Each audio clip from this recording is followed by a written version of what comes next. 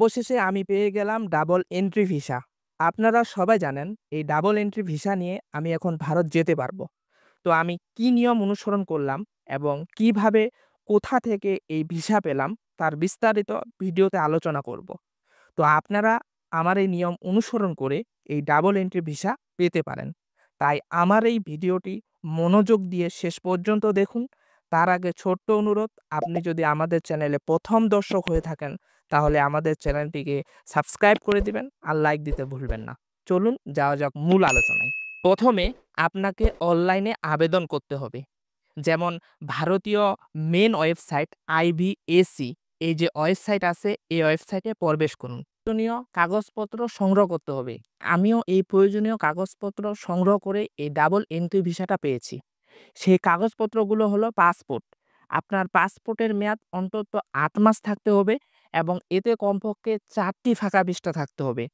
ছবির ক্ষেত্রে সাম্প্রতিক তোলা পাসপোর্ট আকারের রঙিন ছবি, সাধারণত 2x2 ইঞ্চি, যেটার ব্যাকগ্রাউন্ড সাদা হতে হবে। আর্থিক সচ্ছলতার প্রমাণ হিসাবে ব্যাংক স্টেটমেন্ট, সাধারণত শেষ ৬ মাসে থাকতে হবে। ডলার এন্ডোর্সমেন্ট বা ক্রেডিট ক্রেডিট কার্ডের কপি আপনাকে দিতে হবে। আপনার পেশার উপর ভিত্তি করে প্রয়োজনীয় কাগজপত্র, যেমন চাকরিজীবীর জন্য NOC, ছুটির আবেদনপত্র, ব্যবসায়ী হলে ট্রেড লাইসেন্স আপনাকে প্রদান করতে হবে। জাতীয় পরিচয়পত্র বা জন্ম নিবন্ধনের সনদের ফটোকপি আপনাকে প্রদান করতে হবে। এবার আসি সাক্ষাৎকার এবং আবেদন জমা।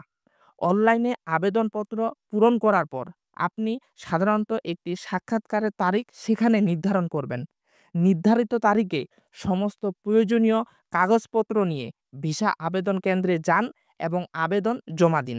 এই আবেদনপত্র জমা দেওয়ার পর আপনাকে সেখানে বলে দিবে কত কার্য দিবসের মধ্যে সেটি ডাবল এন্ট্রি ভিসা আপনি পাবেন। আমার ক্ষেত্রে সর্বোচ্চ ৭ দিন লেগেছে। আজকের এই গুরুত্বপূর্ণ ভিডিওটি এ পর্যন্তই।